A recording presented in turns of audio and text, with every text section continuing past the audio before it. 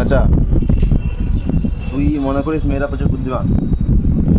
মনে করার কি আছে, মেয়েরা বুদ্ধিমান অবভিয়াসলি। মেয়েরা বুদ্ধিমান, ওকে। কথা আছে না, তোর জন্য সংসার সুখী ওকে, হয় দাঁড়া নবনীর দাঁড়া দাঁড়া, গুণে। ঠিক আছে, বক বক করিস না বেশি।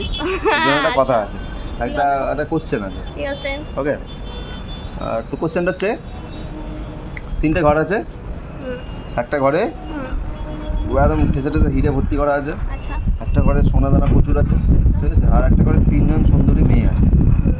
আর 3টে ঘরে একসঙ্গে আগুন লেগে গেছে, অ্যাম্বুলেন্স কোন ঘরটা আগে নেবে?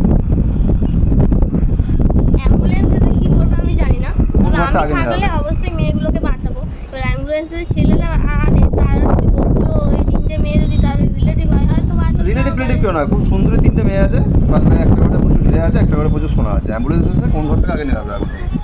আমি কি করে জানবো অ্যাম্বুলেন্স কি করবে? আমায় প্রশ্ন করছিস না, আমি কেন? জিজ্ঞেস করছি, সে এটা ambulance জেনারেল কেন- কোশ্চেন এটা একটা, বল। অ্যাম্বুলেন্সটাকে প্রশ্ন আরে জেনারেল নলেজের কোশ্চেন এটা, কি বল। করে আমি বলবো জিজ্ঞেস করছি তো, বল না। অ্যাম্বুলেন্সটাকে? তুই যে বললি মেয়েরা প্রচুর বুদ্ধিমান, এটা বুদ্ধির কোশ্চেন। অবশ্যই প্রাণ আগে, মানুষগুলোকে বাঁচাবে, অবশ্যই। কারণ মেয়েদের ঘরটা আগুনটা আগে নেওয়া হবে। যদি 3টে ঘরে একসাথে এইসব ধরে যায়, হ্যাঁ। তাহলে অবশ্যই সেটাই করা উচিত। মেয়েদের নাকি প্রচুর বুদ্ধি আছে, অ্যাম্বুলেন্স আজকাল আগুনও নেভাচ্ছে।